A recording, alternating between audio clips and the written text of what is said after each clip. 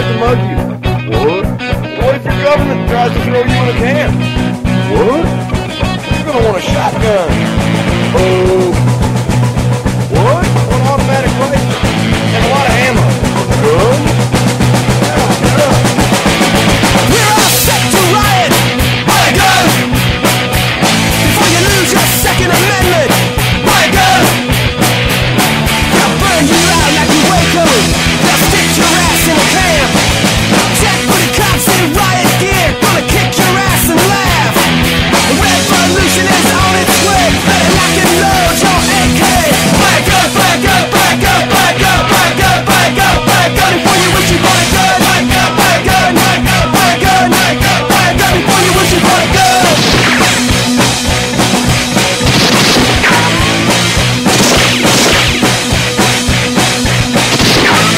We're all set to riot. Buy a gun before you lose your Second Amendment. Buy a gun. They gave your money to the banksters. They stole your pension funds. It's time that we took to the streets. It's time we had our turn. A revolution is on its way, and the founding fathers would say, buy a gun, buy a gun, buy a gun, buy a gun, buy a gun, buy a gun, buy a gun before you wish you bought a gun. Buy a gun, buy a gun, buy a gun, buy a gun, buy a gun, buy a gun before you wish you bought a gun.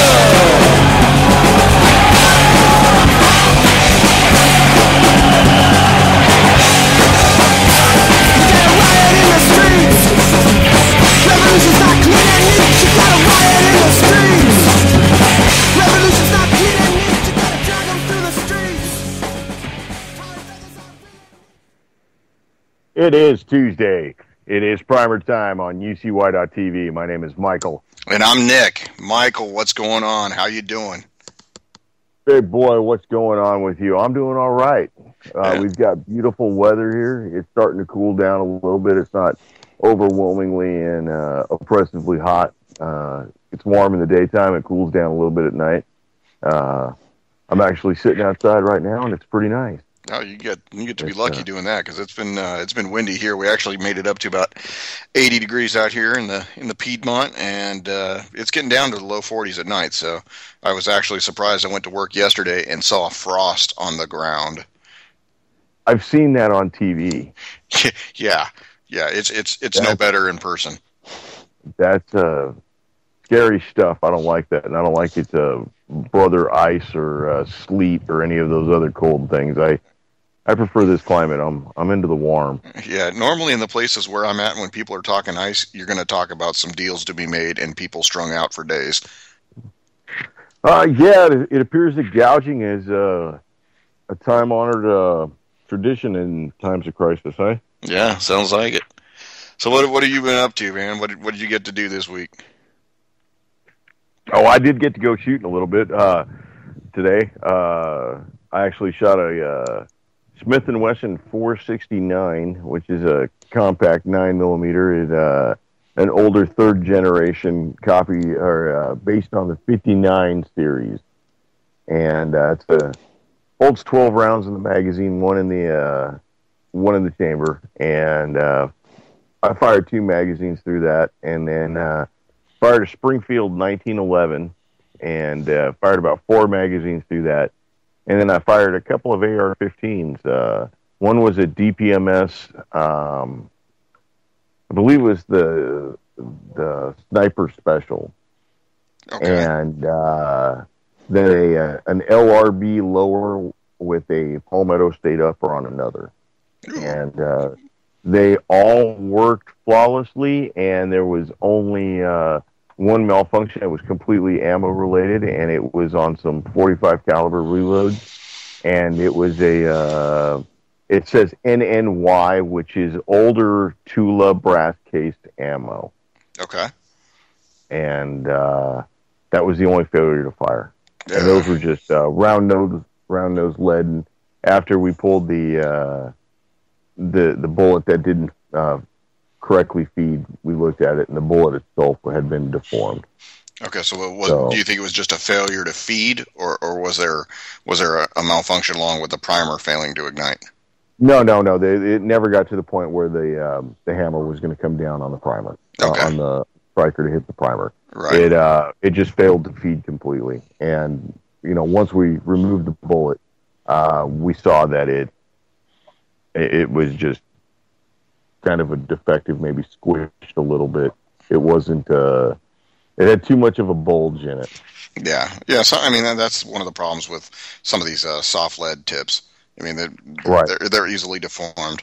So I'll tell you what, I did see something that was pretty interesting, and the website is www.bluebullet.com, and it was a lead bullet that has a blue polymer casing around it, and it makes it as durable as a metal jacketed bullet. cool. And yeah, it was really nice for that's a nice option for somebody who reloads, and it appeared to be. I think it was a bag of 1,000, or no, a bag of 5,000 was something like $129, which is pretty. I think that's a pretty decent price for a reloader. Yeah.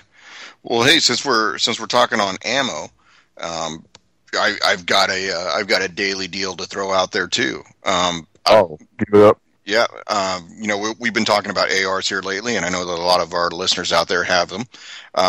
We're trying to figure out what the average going price is, and I think we've been pretty much saying it's about 45-50 cents a round, right? Yeah, for 5.56 and 223. If it appears to be more mil-spec, green tip stuff, it's about 55, 60 cents a round. If it's kind of bulk stuff, about 50 cents, 45, maybe 37 if you get a really, really ripping deal somewhere. Okay. Well, check this out. Like I said, last week we talked about I spent $46 at Wally to pick up a box of 90 rounds of 5.56 in the American Eagle line from Federal. Right, just a hair under 50 cents. Right. So I've got a chance to look online this evening before the show, and went to Palmetto State Armory, and they have a daily deal that expires tomorrow, 29 of October, at 12 p.m. Eastern Time. Same quantity for $26.99. That is a ripping deal right there. So all you primer timers, get out there and get your ammo. Go ahead and drop that website one more time. Yeah, it's PalmettoStateArmory.com. And it should come up. www.palmettostatearmory.com. Yeah, and it should come right up on the homepage. You shouldn't have to link to anything. It is one of their daily deals, and that is the one that I am going to jump on myself. I'll tell you what, I've had a chance to peruse Palmetto State's daily deal, and they seem to have the best going price on what appears to be the hot pistol of the moment right now, the SIG 938.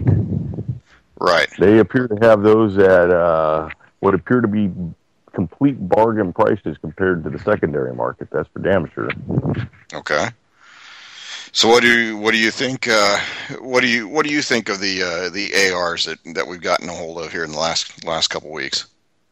I'll tell you what. Are you pleased with them? Because I'm pleased with the ones I've used today. I'm not pleased with the ones I used last week. Right. Well, like I say, today were well made and function great and no problem. Cool. Well, this weekend I was out and I actually got a chance to put together the long range project, as you know, and fired it and couldn't be happier with the result. At distance, I was tearing the center out of the targets. So, and that was just with iron sights. That was no optics, and my eyes ain't the greatest, if you know what I mean.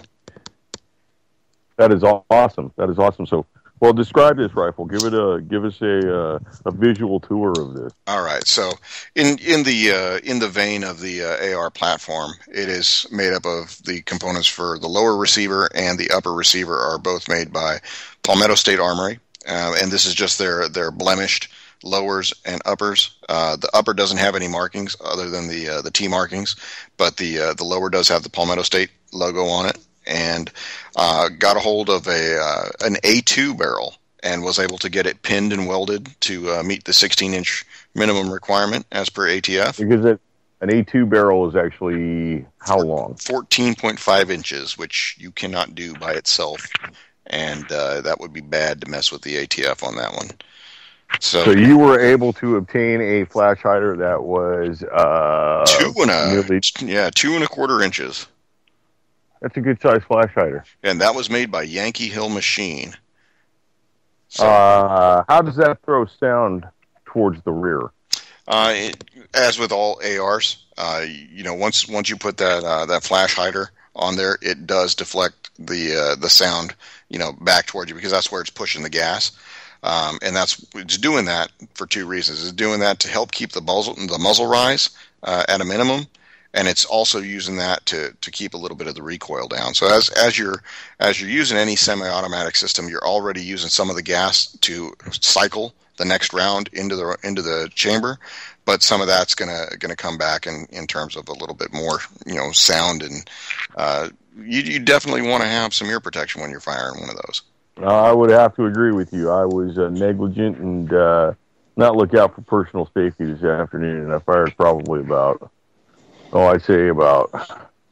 80 rounds, and with no ear protection. And ooh, I'm not a happy guy right now. I'm hearing crickets all over the place. That would be tinnitus in the ears. Yeah, those are a bunch of zingers. So I'm going to invest in some ear protection probably tomorrow morning. But yeah. I was negligent this afternoon. I am paying the price right now. Well, like I said, the gentleman that I was out building the rifle with and shooting it, he basically walked me through the process. He's a NRA certified armorer for the M4 series, M16 series rifles. So he has his own machine shop, and like I said, we got to pin and weld the flash hider to the barrel, so that flash hider stays on there as a permanent part of that barrel, and that makes that 16-inch requirement. I did put a Knights Armament carbine length rail system on there, so basically the exact same thing that we use in the U.S. Army, at least. That's on there. And then, how long is that carbine system rail? I believe it's about 7 inches. All right. And is that how many rails does that have on it? 4 rails? Yeah, it's a quad rail, so it's got 4 on there, and I actually have underneath. I put my grip pod bipod on there because it acts as a forward grip, and then when I want the bipod, I can just press the detent, and the legs will pop out. That's pretty nice. That's a pretty nifty system. Yeah. One of the ARs today I used had a grip on a forward grip on it, and it was actually really nice. Yeah, was it the angled foregrip like you see from the Magpul folks, or was it just No. It clamped on when you spun the little knurl knob on the bottom. Yeah, it was just a plain grip. Yeah, so Knights Armament makes those kind as well. I just happen to like the grip pod because I'm familiar with it, and it's a lightweight and it's a very sturdy bipod. Is that something that is approved for military service? In fact, it is. And do you see it used in military service? All the time. Anybody that has done their fair share of kicking indoors tends to have one of those on there. I've had mine since 2006, so it's gone with me ever since I got it. It's gone with me to different units, and never looked back. Never had to look at another option. So, but with that, I went ahead and stuck with the Palmetto State, their internal components, whether it was the lower parts kit or the upper parts kit, all that went on, to include the 6-position stock and their buffer. I will probably end up changing out the buffer. I have a light carbine buffer in there right now, and I will probably go to a heavy buffer, which will assist with minimizing the recoil. Now that light carbine buffer, there's a difference out there because the AR-15 being such a popular product, there's mil spec and then there's also consumer spec. Is that a mil spec buffer tube? Yeah, it is. It is mil spec. That's exactly what I have. Everything that I have on here is mil spec, ready to go. That is a wonderful thing. Yeah. Like I said, I can't complain, and the function was flawless. I did run it very wet with a liberal coating of CLP, And CLP is a cleaner lubricant and protectant, and just made sure that the bolt was very wet, lubricated the charging handle to make sure that I rubbed off some of the phosphate coating that came with it. I mean, if you've ever bought an AR brand new from the store, you'll notice that it may sound like it's going to grind a little bit as you go through the functions. And that's just because of the coatings. They're grinding on each other. I think that's common to a lot of mass market guns, and we all have to be honest. That's what the AR-15 is now. It's a mass market gun. Exactly. And just like it is for the military, it's a corporation trying to wring the profit out of the most profit out of an item that they can make for the least. Right. And like I said, that's all the M16 series was ever thought to be. It was Eugene Stoner's design that was corrupted by accountants at the Pentagon trying to get the the biggest bang for the least buck. Yeah, and maybe that didn't work out exactly as planned. Well, I think initially it didn't, but you got to sit here and think that we are, we're coming on 2015, and I would say that this roughly came into service in the mid-'60s with the Air Force starting out and then going to the Army. So we're looking at damn near 50 years of active military service, and that's pretty good. That is, and I will say it's a decent rival to the AK-47, and I do have to profess my love for the AK-47 once again at this point, just because the ease of maintenance. Because for the shooting we did today, there's maintenance. Well, it was a low number of rounds, and there's maintenance that's required after a low number of rounds. If this was shooting to be done with the Kalashnikov option, there would have been no maintenance. Yeah, certainly, and like I said, there is a maintenance component that everybody should not ignore. I mean, I'm going to tell you straight up and honest, I will not clean a rifle every time I shoot it, and with that's in total contrast to what every armorer in the military will tell their soldiers, their sailors, their Marines, their airmen. Upon turning the weapon into the arms room, it's got to be spick and span. It's got to have a very clean bore, and it's got to be, put to bed soaking wet. That's not the way I do business. And because I realize that for a barrel to fire consistently, there needs to be a slight level of fouling in the barrel that will eliminate some of the deviations in the rifled grooves of the barrel and give consistent performance. So you got to figure that if you shoot 100 rounds, yeah, you're going to need to take out the bolt carrier group. You're going to need to get rid of some of the burnt on carbon, provided you didn't run it very, very wet while firing. But to me, the larger concern is making sure that the barrel, at least externally, remains free of rust, and then internally is free of pitting. Those are, rust is an enemy of performance, and so is, pitting in a barrel. So do what you can in terms of, running a cotton swab down it with lubricant, but you don't have to get crazy and go nuts with a bore brush. I've seen bores stripped just down to the bare chrome, and that's how a lot of breakages happen with these barrels. Well, what do you say is the average lifespan of the standard mil spec AR-15 barrel? I mean, I'm sure there has to be a military standard. Now, I'm not asking you to quote that military standard, but in your experience, what do you think it is? 10,000 rounds? Well, that's the thing. You can't really just go right off and think of a certain time frame. Everything, there's so many factors you have to consider. Humidity is one. A lot of people don't think of that right off, but no, I'll tell you what, I can relate to humidity, man. Yeah, and that's the thing. Your geographic location has a lot to do with the environmental considerations that are going into answering that kind of question. I would say that if you've got a chrome lined barrel and if you're in the A2 style platform, yeah, 10,000 rounds is going to be great. That's just probably what the bolt can handle. The barrel itself probably closer to 20, and that's just like I said, that's just based on the direct impingement system. That's the stresses that the gas key is going under. a lot of different considerations, not to mention the fact that sometimes those rifles get abused.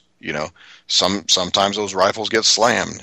Sometimes parts fall out and they don't exactly fit back in the way they were supposed to because somebody was in a hurry to put it back together.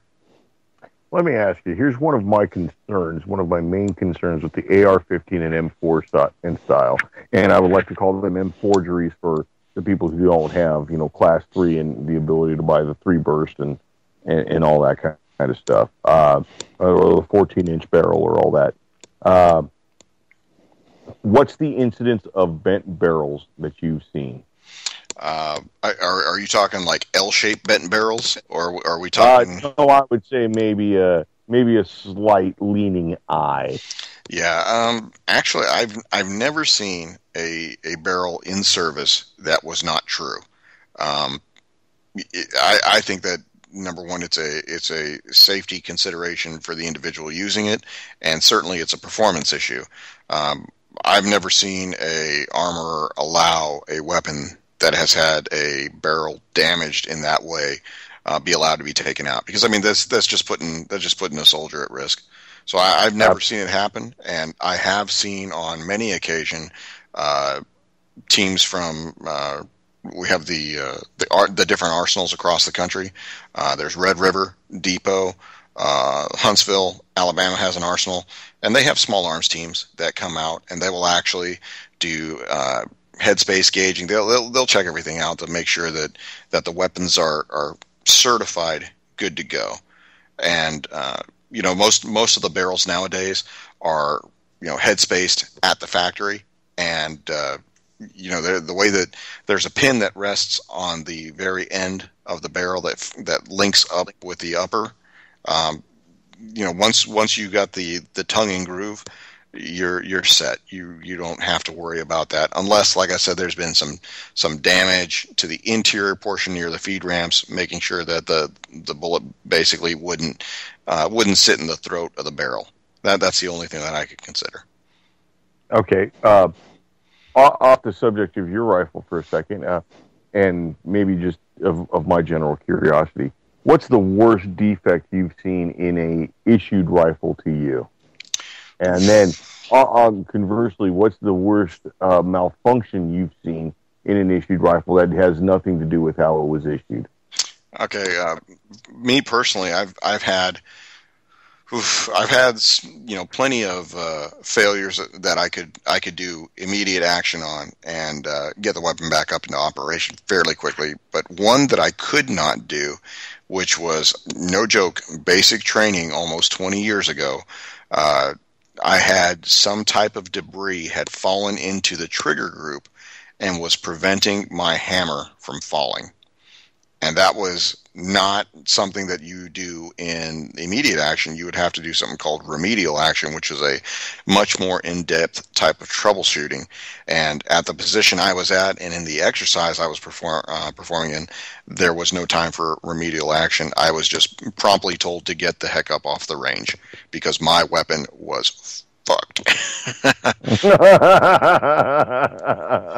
All right, so now we have to get into the personal story of how, with your weapon in the FUBAR range, what sort of I like how you called it remedial action, because that brings to mind like high school and all those kids that were in remedial math, which now would be considered advanced math because it was checked with math and you weren't allowed to use a calculator or an iPhone or anything like that. So remedial action to me brings to mind like you get put in a desk in a corner and you have to bust out the AR-15 book. What happened to you with this failure of the rifle? Well, so like, basically, what kind of you dumb son of a bitch? What are you doing on this range? Yeah. How are you screwing up my range, Private? That's pretty much how it went. And actually, like I said, it was an assault course that we did, and part of it was doing what we call interlocking fields of fire. So basically, you navigate a course and you're on your gut, you're running, you're going to your knees, you're dropping and assuming firing positions, in the prone, and at the very end of the exercise, you basically are led towards a bunker complex where you and a battle buddy are performing, your individual sectors of fire, but your sectors of fire interlock with somebody in the bunker to your left or right. And when you get in there, down the range from you, targets will pop up and you engage the targets. Well, there's targets that are being monitored at a tower, and they're having real-time results of when you shoot and the targets fall, or when you shoot and nothing falls, so they can tell hits or misses. And we're about 30 seconds into when I was in the bunker, and I'm performing every bit of maintenance that I can do in my head at this point, which was only about 6 weeks into basic training. And I could not get this weapon to come back online, and I was trying everything. I went through sports. I did sports 3-4 times, and just did you try shouting action words at it? No, those don't work. Descriptive adjectives? No, and the bad thing is that as you're trying to do sports, you're slapping up in the magazine and you're pulling back on the charging handle. Well, guess what that does when you have a loaded magazine? That's ejecting the round that's sitting in the chamber. So I'm promptly dropping live rounds into the bunker, and the overseer, the what we call an observer controller, or an OC, he's watching me do this, and he starts shaking his head, and then he promptly comes along with a tender caring hand to my shoulder. And he asks me to sit at the back while he takes a chance. He didn't really ask me. He pretty much threw me to the back of the bunker, grabbed my... And I'll just say this for the record. At that point, 6 weeks into basic training, I remember the size you were in before you went into basic training, which is completely different than the size you are now. Why, yes, it is. and shout out to the Large Pants Corporation for sponsoring this show tonight. But I'm guessing that if he put his gentle hand and whispered these words of wisdom into you kind of flew, because you were about maybe 125 pounds or something like that. Yeah, I think by that point I was probably 135, because they were feeding me nothing but biscuits and gravy. Biscuits and gravy with a side of Slim Fast and ice cream. Yeah, I tell you what, they have desserts in the chow hall, but I couldn't tell you what they taste like. Oh, absolutely not, you scumbag. You get lowest form of life on Earth. Yeah, that's an organization that wants to endear you to it, isn't it? It's better than Amway. Yeah. So anyhow, at the point where I was led to the side, the non-commissioned officer who was running that portion of the range took ownership of my weapon and started to perform the same tasks that he had seen me do about 5 or 6 times. And then promptly, when he couldn't figure out how to get it into operation, he called me up and said, "Your weapon is fucked. Get off my range." And I said, "Yes, Sergeant." It's always best to agree with authority at that time. Yeah, absolutely. So, yeah, I mean, going back to your question, though, the biggest, aside from having some kind of debris in the trigger group that we found out later, I've had a front sight post that got bent somehow. And the front sight post on an M4 with an A2 style gas block, it's just this little square peg that comes out from what looks like 2 legs bending outwards. So with that sight post, you basically line that up, dead center of whatever the target is that you're aiming at, and that's how you'll start making your shot groups. Well, for some reason or another, the front sight post had been sheared and then bent. So instead of being like a square post that comes up, it was kind of like a little bit more like a lazy triangle, and kind of bent. So I saw that happen, and I reported it to my armorer. Said, "Hey, don't know how this happened. I'm pretty sure it was like it when I got it, because I'm not going to pay for this." And yeah, he took that weapon back into the arms room. They basically have to do a work order on it to say that, hey, this weapon is down for maintenance. They have their weekly maintenance stats, and that's all the weapons in the arms room that are undergoing maintenance fall into that. And they put in the parts order, and the parts are received in due time, and reassembled and put on the weapon. And at that time, you're issued a different rifle to replace this disgrace to our country. No, actually, at that point, I hadn't. We were finishing up. We were finishing up the Clinton regime, so we didn't go to the range but once every year at that point. And literally, the only time we would take the weapons out of the arms room was to participate in changes of command. We didn't do what we did when George W. Bush was elected, which was go to the range anytime you wanted and used as much ammunition as you needed to remove certain terrain features from the face of the earth. That is so much better than using like a backhoe or several laborers with pickaxes and shovel. Yeah, I personally am a fan of the the shooting of dirt mounds. Yeah, I will tell you that was a very high speed approach to landscaping. You got any kind of like rough idea of how much that cost? Ooh, I don't know. At that point, they told us not even to worry about picking up the brass. So when you go on these, yeah, it was. Oh wow, that's actually kind of large for the government because that's brass is a controlled item, is it not? It is. It is. You when you leave a range, you are patted down like a criminal to make sure that you didn't remove any spent brass or that you have any ammunition in your pockets. And Lord forbid if you do, because you will be punished with non-judicial punishment, otherwise known as an Article 15 in the Army or in the Navy. It's called Captain's Mast. And Captain's Mast sounds very, very close to the shaft. Well, yeah, it's better than the captain's log. You don't want the captain to show you that.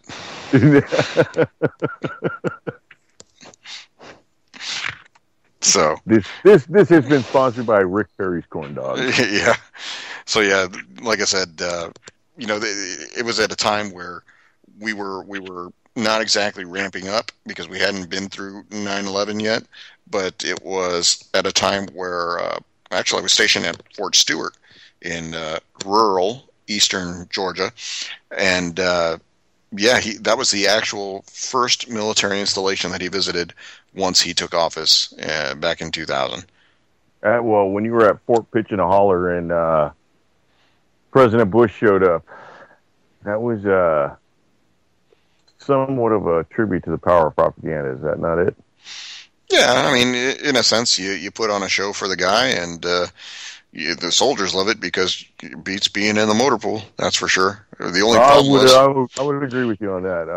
The only thing that I could remember about it was bitterly cold. I mean, literally, he was inaugurated in January, and I think he visited in February. I mean, he wasted no time getting out there. And like I said, people say what they want about that guy, but I will tell you that aside from the political aspect of it, I think that the guy has a genuine concern for a lot of the military folks. I mean, not in the sense that he sent them all over. If you get cranky, he don't fulfill his dreams of empire. So yeah, he's got to give you some cake. Yeah, well, and like I said, as compared to his predecessor, that guy. Hey, listen. We would say don't ask, don't tell, but whatever. Yeah, that one's gone. So yeah. Well, listen. Just remember, Hillary Rom 2016. The check is in the mail, America. Ooh, but now it's going to be a Bush versus Clinton. I'm telling you, that's some interesting stuff there right now. It that could be the recipe for a wide scale voter revolt. That's a massive scream against the Diebold Corporation picking these two least desirable Americans from a population of 350 million, which would, we'd have to look up exactly how to, 340 millones personas hoy aquí en los Estados Unidos. And I would learn how to say it in Vietnamese or Filipino or whatever other group that would have, but it doesn't matter because really all you have to learn how to do is say it in binary, so Diebold, and it would help if you said it in Hebrew too, so we could get some support from the dual citizens. So, oh yeah, well, get out there and vote harder. Yeah, I was going to say it doesn't matter who you vote for. Diebold will change your vote anyhow. Vote often if you're in the Chicago area, and vote when you're dead too, because nobody takes a day off on election day. Absolutely, honor your ancestors. Yeah. So aside from getting out to I voted. Aside from getting out to go in and shoot this M4, I was pretty happy with it because I was able to go re-sight in my 8mm as well as the 308 that I have. So I have a semi-automatic 308, and when you and I were out firing it last, we had a couple malfunctions with that. I don't know if you remember. I remember that, and it was disappointing because it's a very, very pretty rifle, and it's a high-quality rifle. It was it kind of shook my faith. Yeah, so some of the high-quality stuff, and it actually reaffirmed my faith in the Kalashnikov series of designs. Yeah, so what we did was we actually we took it apart, and this is the HK model SLB 2000, and it's actually a 2000 plus because. How did you find the disassembly procedure within HK? Because for the HK products that I've owned, I've found the disassembly procedure to be incredibly easy once you've received the appropriate instructions. Yeah, and that's what it was. Like I said, I have the owner's manual. It is in German because I did buy this when I was in Germany, but it's got great pictorial. You can go ahead and just follow the schematic and remove everything. What we did was we got it down to where we could take the bolt out. And actually, what I found out was that there was some of the protective coating that wasn't being worn away through the normal operation. It's got a self-cleaning gas piston system. So there's not a whole lot of maintenance you have to do. The only problem is that I don't know if you remember, we were shooting it was fine, and then it started to go into single shot mode. That's right. Right. It wouldn't reload itself. Right. And so what I was thinking back then was that maybe it was doing something called short stroking, where there wasn't enough gas coming back within the piston system to cycle the next round. Well, with my friend the armorer, we took it apart and started looking back on it and came across some residual type of protectant that was preventing. Do me a favor, give your friend the armorer a first name shout out. Don't compromise his position of authority and greatness. Sure enough, it's Chris. Like I said, I've got a bunch of good friends named Chris, but this is a different Chris. So Chris helped.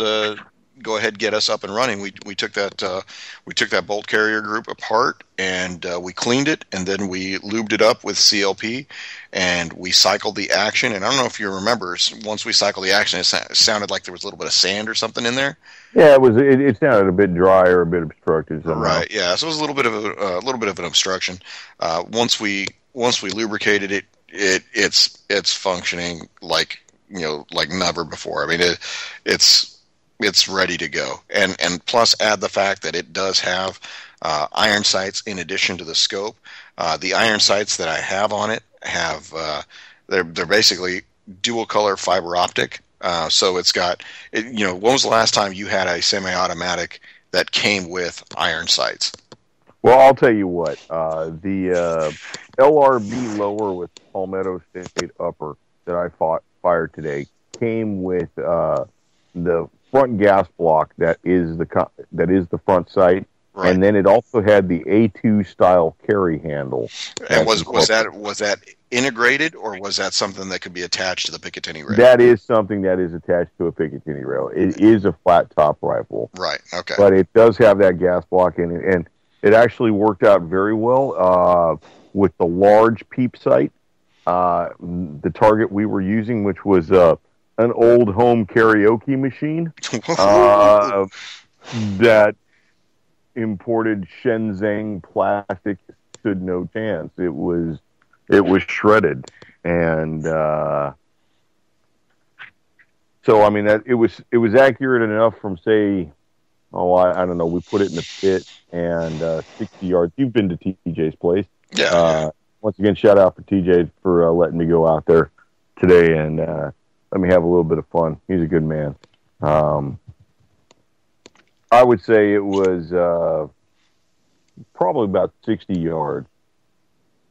Yeah, You know, and 60 yards, like, 60 yards. You know, the bullet is still rising. So right. And his rifle was it's 0 to 300 yards. So when you used his scope and you put it right on, you hit a little bit off of where you were right. aiming at. Well, and that's, you know, that's good that you mentioned that. The backup sights that I have on this, like I said, I have the same configuration on the upper. I have a flat top upper with the A2 front sight post. I was originally going to go with a low profile gas block, but then I would have had to go out and buy an additional. I'm cheap this way. I would have had to go out and buy a front sight, so I just opted to use the A2 barrel that had it on there. But what I did do was, you know, I put on the MagTech graduated backup iron sight and the rear aperture. And now, is that actually made out of metal or is that a polymer? No. That's like Magpul. That's metal. And one of the unique things about this iron sight is that off to the left-hand side, you've got elevation settings. So it'll say 100, 200, 300. Then there will be a line right at about what would be 330. And then it'll go to 400, 500, and 600. And those are your graduated elevation settings. So basically, once you get that rifle sighted in where that line is, you're good from 100 to 300, and then just by flipping the little lever, you know, the selector lever, you can go ahead and range right out to 600. Well, I'll have to have you come down, or we'll have to meet somewhere halfway, and you can give me a tutorial on that with this rifle. Well, I got one better than that. I've got an extra one of those that I can give to you. That's a pretty nifty little item. Yeah, we might be doing some trading here because I've got some parts that I might be sending your way. Yeah, and that's the whatnot. That's the great thing, because you know a lot of the parts right now, you know, during the crisis, it's like we're trading Barbie's shoes and Barbie's, you know, like I'll trade you a Malibu Stacy Jeep for your little replica Honda scooter. Yeah, you know, and that's the thing, you know, parts right now, parts pricing is very, very affordable. You know, back during the crisis, I saw some prices. Parts. Well, absolutely, it's all very affordable, and tell you what, something we'll get into later, but I saw a whole bunch of very affordable. It's like a glut, or as in one of our favorite movies, a plethora of very affordable. Would you say that there was a plethora? There was a plethora. Oh, okay. Yes, El Guapo, there was a plethora. Yes, El Guapo and Jefe.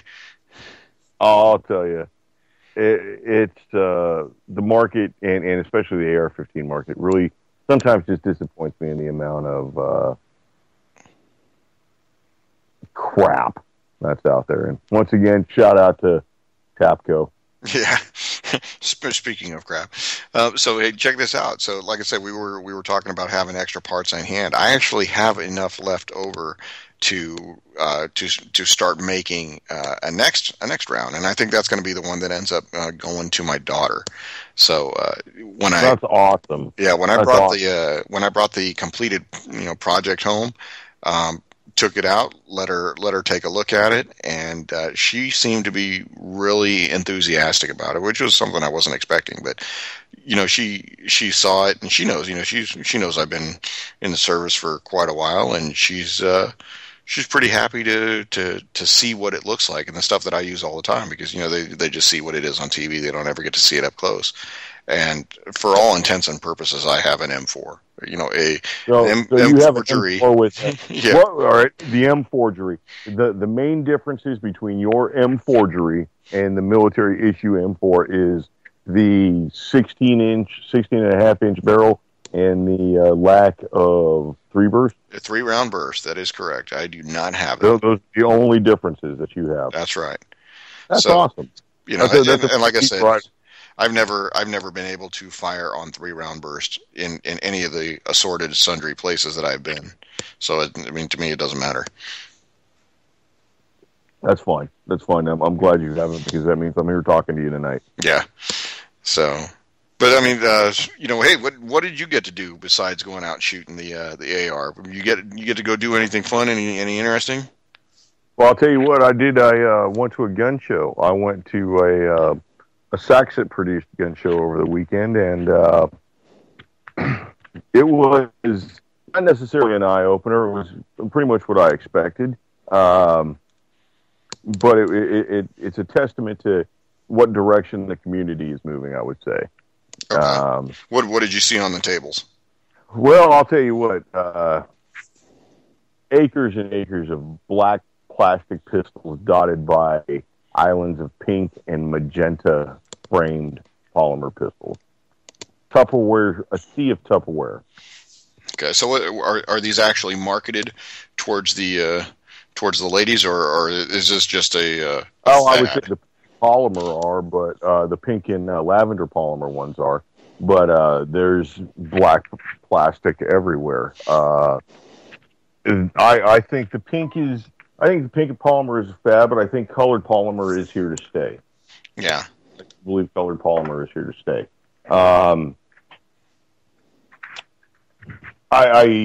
There was not a large secondary market, and something that I noticed different from other shows that I've been to. There wasn't a lot of people that had brought in their own items to a trade.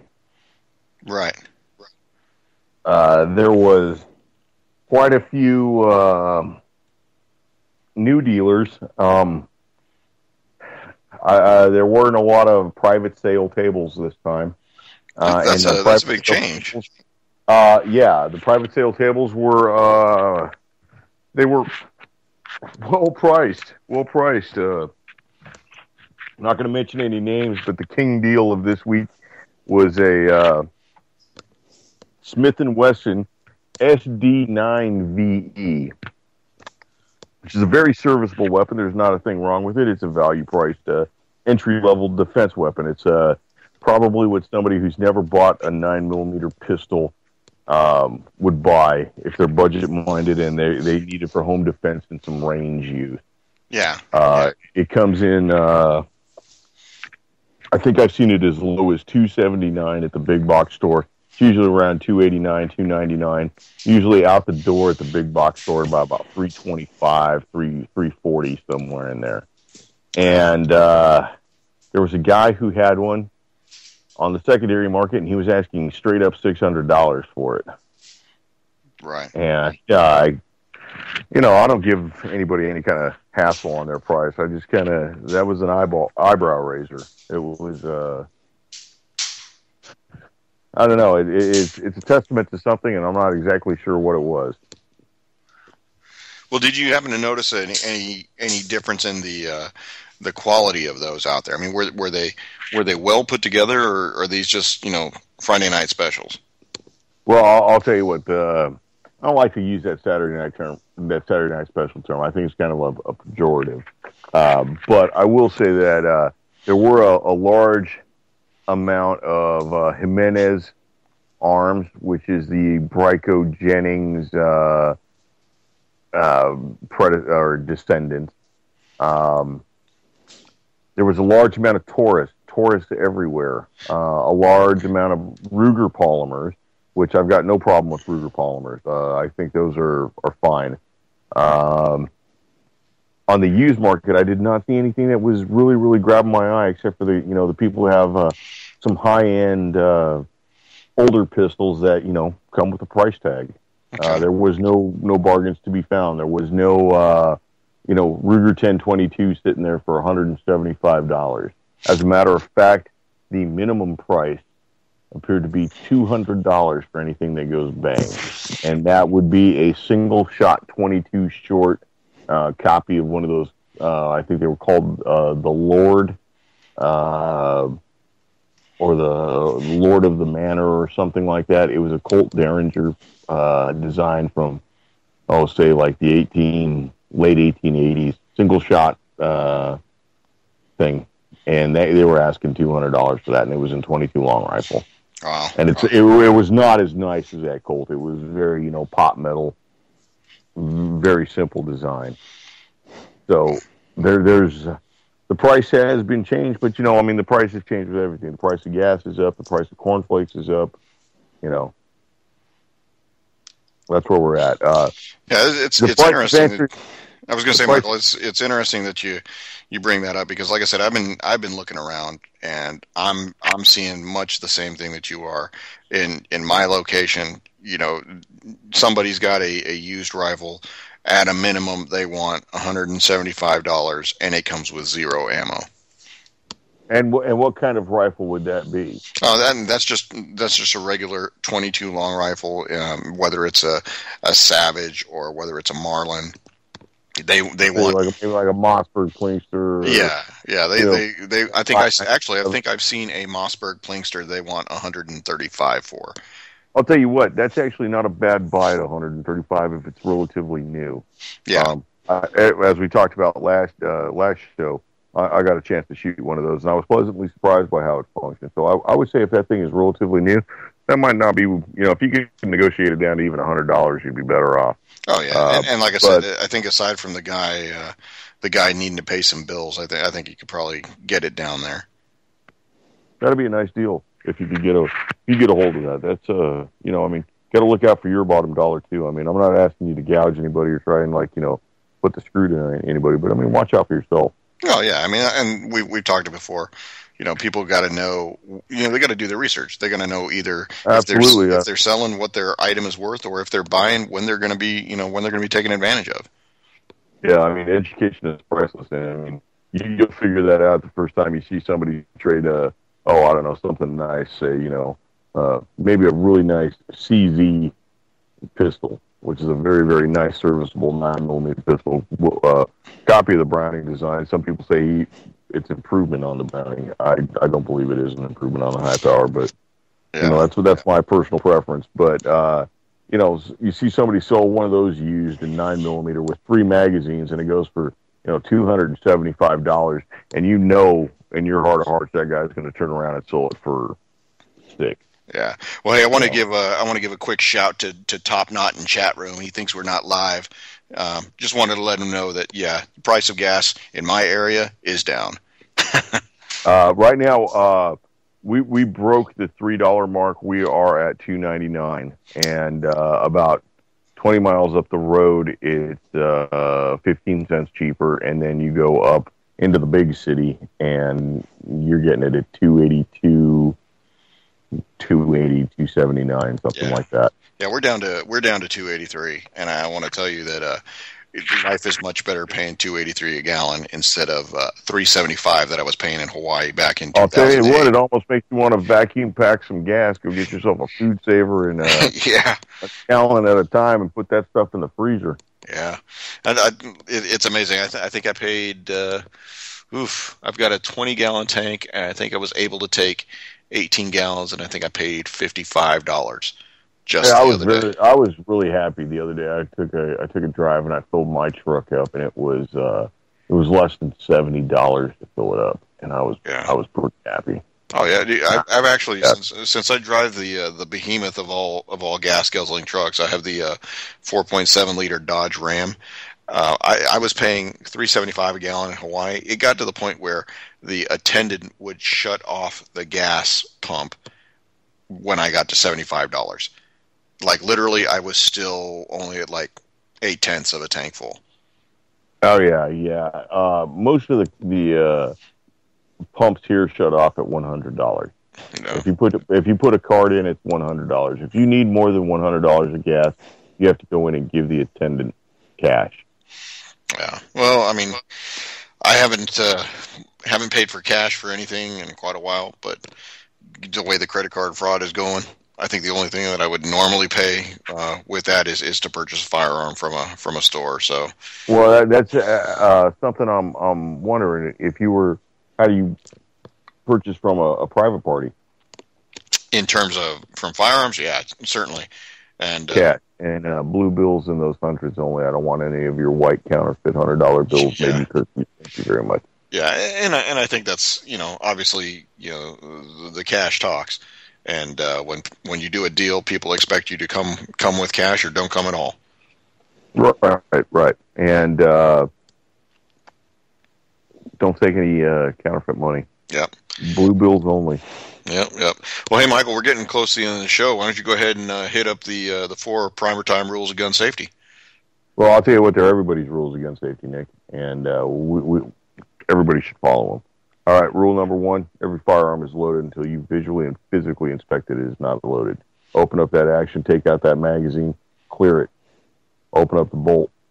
Make sure that weapon is unloaded. Rule number 2, do not point that muzzle at anybody. Keep it in a safe direction at all times. Do not point it at anything that you do not wish to destroy. Rule number 3, be aware of what your target is and what is beyond your target at all times. Do not pop some kid on a bicycle a quarter mile away. And the most important rule, which I saw violated biblically at the gun show this weekend. I mean, it was massive. I couldn't even begin to put a number of times I saw it. Keep your booger hook off the bang switch. The gun will not fire until you pull the trigger, and you cannot pull the trigger unless your booger hook is right there picking at it. So when you're talking that there were biblical failures, are you meaning like low in the beginning, it was dark, and there was many fingers upon the trigger? So saith the Lord, that the rust spot that happens upon the Remington 870 happened from the many fingerings of the festival.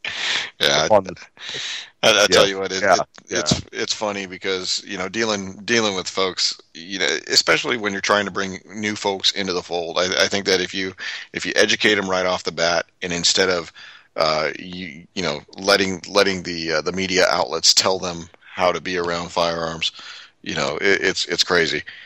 All right, let me interrupt you here. I got to give a shout out and a little warning to the flat bill crowd out there. And you flat-billed Americans know exactly who you are. All right? When you walk up and you want a rifle with a scope, you want a bolt-action hunting rifle with a scope, do not walk up to a man and say, "Yo, dog, I want a sniper." All right? Do not ask for that badass pistol that the dude uses in Call of Duty. Oh, my goodness. Oh, well. Okay. Well, so I got one for you too. I went into a local mom and pop gun store, and Mossberg has had a printed placard on one of the firearms posted, and it said 2 clips free with purchase, and it was just attached to one of their bolt action guns. I don't know what it was, but I just saw that and I cringed. Yeah, we're going to have to maybe give a thumbs down to Mossberg on that. I don't know if we got a PrimerTime thumbs down, unless it's for like Beat 4 out of Houston, Texas on TexasGunTrader.com, you dirty son of a bitch. But, yeah, Mossberg, get your shit together. Yeah, that's all you say on that one. I saw that and I was like, is he giving like 2 free stripper clips, or, you know, what's going on? Is he going to try and give me a speed clip that I can load a revolver with, or what? I'll tell you what. I think the clip versus magazine argument will never die, and we have the media and constant misuse in movies and entertainment to show, and thank for that. And I'll tell you, just as a quick aside, I'm not really a TV fan. I don't own a TV. I really don't watch TV unless I'm in the Mexican restaurant and I'm watching Los Novelas or that very, very beautiful Weather Girl. Well, you're not watching. I live for La Tormenta in El Yucatan Peninsula. Yes, I love it. But anyhow, I caught a little bit of the Walking Dead. Yeah. Oh, that's us. All right, we're out of here. Thanks, Jules. Thanks, Michael. Thank you, Jules. Thanks, Nick. Purple Chicks Live After Dark. Check out the Gitmos on SoundCloud.com. GITMOS. The Gitmos.